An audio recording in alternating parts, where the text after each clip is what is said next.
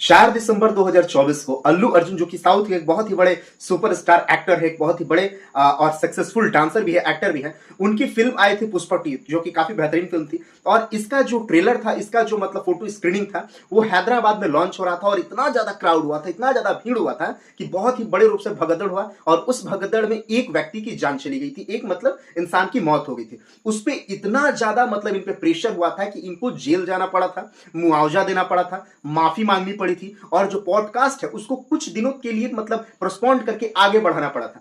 लेकिन मैं आपसे यह जानना चाहता हूं, ये जो घटिया हमारे देश में आईपीएल चलता है, इस आईपीएल में बेंगलुरु में 11 लोगों की मौत हुई, लोग 50 से अधिक लोग घायल हुए, लेकिन इस पे ज्यादा कोई मतलब जैसे कंक्लूजन क्यों नहीं निकल रहा है? एक्टर्स क्यों चुप्पी साध कर बैठे हैं? वहां की सिक्योरिटी क्या कर रही थी? वहां की गवर्नमेंट क्या कर रहा है? खैर, गवर्नमेंट को क्या कहा जा सकता है? गवर्नमेंट साहब आएंगे, जो क्रिकेटर्स है उनके साथ फोटो खिंचवाएंगे और वोटिंग बैंकिंग के लिए काफी बेहतरीन मोमेंट हो जाएगा कि भैया इस एक्टर के साथ मेरे ये देखिए फोटो है, तो आप इनके फैन है तो आप मुझे मतलब वोट करिए। लेकिन मैं आपसे यह पूछना चाहता हूं कि जिन एक्टर की मतलब जैसे फैंस फॉलोइंग के कारण भगदड़ हुआ, एक ट्रॉफी को देखने के लिए भगदड़ हुआ, वे एक्टर्स क्या कर रहे थे? तो शॉकिंग पॉइंट क्या लगेगा कि वे अंदर बैठ के पार्टियां कर रहे थे। बाहर भगदड़ हुआ था, 11 लोगों की मौत हुई, 50 से भी अधिक व्यक्ति घायल हुए और बहुत ही बड़ा नुकसान हुआ। लेकिन उन एक्टर्स की तरफ से, उन जो मतलब आईपीएल के बहुत बड़े बड़े जिनको भगवान माना जाता है हमारे इंडिया में, उनकी तरफ से कोई भी एक्सप्लेनेशन या कोई भी मुआवजा या फिर कोई भी मतलब जैसे एक छोटा सा शब्द ही बोला जाता है,